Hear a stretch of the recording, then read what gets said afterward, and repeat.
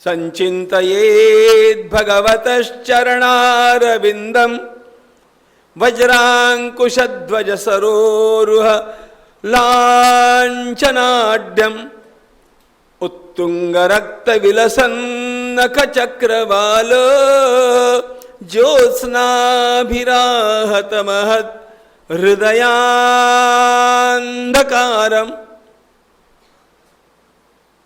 भगवान कपिल वामनी कहते हैं, मां शांत भाव से अब चिंतन में डूब जाए। और चिंतन किसका? प्रभु के एक एक अवयव का। आरंभ करते हैं चरण कमल से। कैसे है ठाकुर के चरण कमल? वर्णन करते हैं अत्यंत कोमल चरण कमल प्रभु के, कोटि कोटि कमलों से भी जिसकी कोमलता अधिक। ध्यान रखना, श्री भगवान के चरण कमल की कोमलता का ही ध्यान करने में आपके कितने ही दिन नहीं कितने महीने व्यतीत हो सकते हैं। चरण कमल की अद्भुत कोमलता,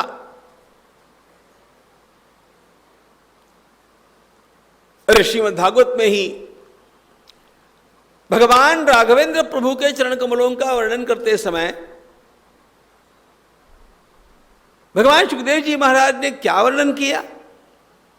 पाणि स्पर्शा क्षमाभ्याम मृजित पथरुजो यो हरीन्द्रानुजाभ्याम। कल्पना कीजिएगा भगवती जानकी के कर कमल कितने कोमल होंगे। भगवती सीता जी के अत्यंत कोमल कर कमलों से वे जब भगवान राघवेंद्र की सेवा करना आरंभ करना चाहती है तो भगवती जानकी को डर लगता है कि कहीं मेरे इनको कठोर हाथों से भगवान के कोमल चरणों को कोई कष्ट तो नहीं पहुंचेगा।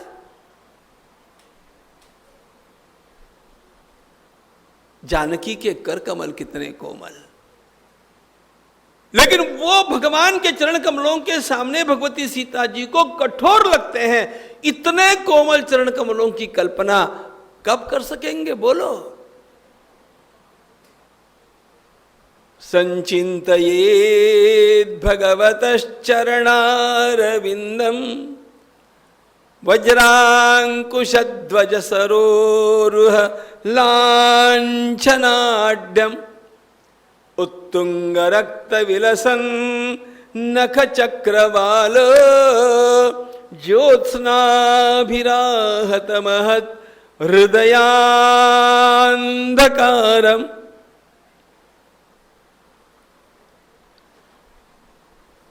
एक बात और भी ध्यान में रखना, आवश्यक नहीं है कि आप भगवान के अन्य अवयवों का ध्यान करने के लिए जल्दी जल्दी आगे बढ़े।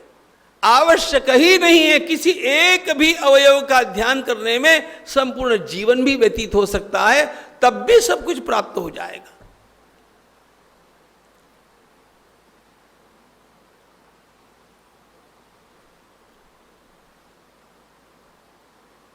केवल उन चरण कमलों में तल्लीनता।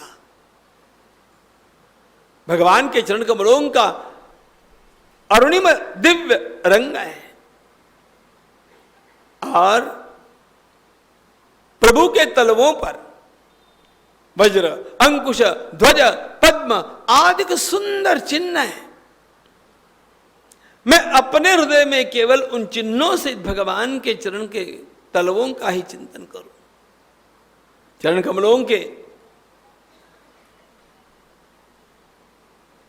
अंगुष्ठादिक उंगलियों के नाखून है और ये नख कैसे हैं? एक एक नख दिव्य दिव्य रत्न जैसा है। इतना प्रकाश उसमें से निर्माण हुआ, मेरे अंतरंग का सारा अंधकार समाप्त प्राय हो